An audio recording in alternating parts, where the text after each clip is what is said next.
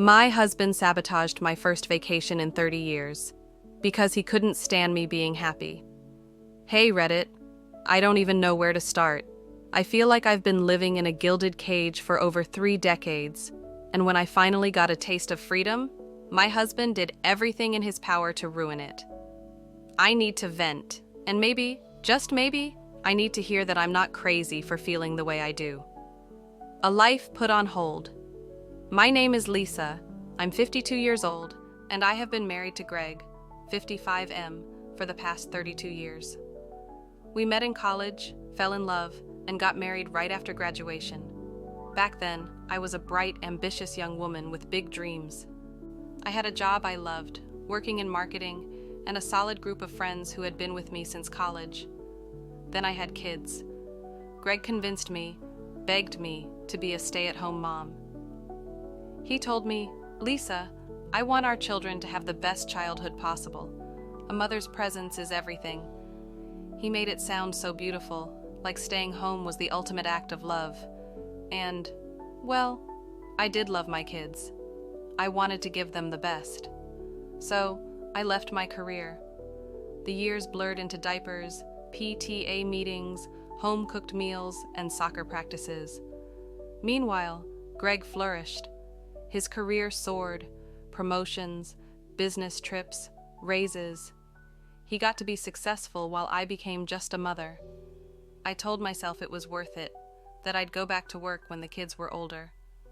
Then, at 42, when my youngest turned 18, I started talking about going back to work. Greg got me pregnant. It was unexpected. He swore it was an accident. I cried when I saw the test. He comforted me, told me, "It'll be beautiful, Lisa. We'll do it all over again. You love being a mom." And just like that, my plans were delayed again. At 52, when my youngest turned 10, I started talking about work again. Greg got me pregnant again. This time, I knew. I knew it wasn't an accident. I had an IUD. He had always been in charge of my doctor's appointments. He must have had it removed without telling me. I was furious. I told him this was it. This baby was my last. I was going back to work no matter what. Then, I miscarried. It was the worst pain of my life. I had carried that baby for 5 months. I had already started imagining a future with them. And then, just like that, they were gone. Greg and I grieved together, but something in me broke. The invitation that changed everything. A few months later, I got a message in our old college group chat. My best friends, Hannah, Claire, and Denise, were planning a trip to Cancun for 7 days. They wanted to cheer me up. These women were my sisters. We had worked together for years before I quit to be a stay-at-home mom. They had stayed by my side through everything, and now they were offering me a lifeline. Greg hated the idea. "Why do you need a vacation? I thought you wanted to spend time together? Lisa, we just went through a loss. Shouldn't we grieve together?" For the first time in my life, I stood my ground. "I need this, Greg. I need to breathe." He sulked for weeks, making snide comments about neglecting the family and abandoning him.